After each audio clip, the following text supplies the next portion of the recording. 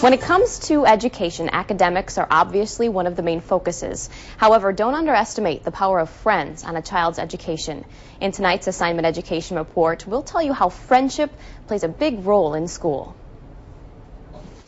The writing is on the wall. Some friendships know no boundaries. My biggest thing in my classroom is that each one of these kids need to feel like they belong. Bananas! Each one of these little monkeys in Mrs. Zimmerman's first grade class in the Wanawak Center School District definitely has a place in her classroom. So when one of them is missing, the other students can feel the effects. 2 weeks ago, he started with this raspy cough. 7-year-old Tucker Needham is one of Mrs. Zimmerman's students.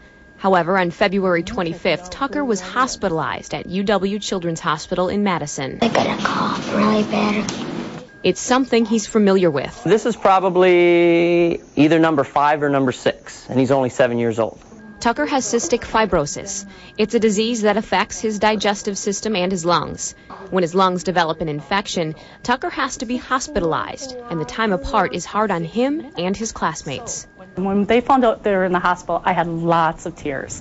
And so I needed to somehow reassure them and reassure Tucker that things hadn't changed. So Mrs. Zimmerman started brainstorming ways for her class to communicate with Tucker, even though he was in a hospital room 70 miles away. I said, well, do we have webcams here? Do we have anything like that where we can talk to him in person? Within days, the district's technology staff arranged for webcams to be set up in both Mrs. Zimmerman's classroom and Tucker's hospital room. Then the socializing began. When we get here at 8:30, they're already begging, can we dial him? Can we dial him? And we get on at 8:30 and we do our whole morning circle routine. Can you see everybody? So he's a part of our morning message. He's a part of our greeting. We read him a book. Even though they only spend about 40 minutes together every morning, the time is priceless for Tucker and his classmates. Nice to see my friends again, to get on the computer and see them. I think, their anxiety has gone down so much seeing their Tucker still being silly, still being Tucker, and it's just been an awesome experience. One so real and so engaging that in some respects, the students occasionally forget where Tucker really is. Do you know what city he's in?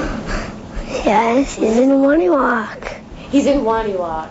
A statement that proves that in Mrs. Zimmerman's class, friendship knows no boundaries. Now, while Tucker was in the hospital, he had a teacher that helped him with his academic lessons, but Mrs. Zimmerman at Wanawak Center felt it was very important to make sure that he had that social aspect to school as well. And I'm happy to report that Tucker is back in class. He started yesterday. So no more webcams. No more He's webcams. there in person. Yes. Oh, good for him. Yes.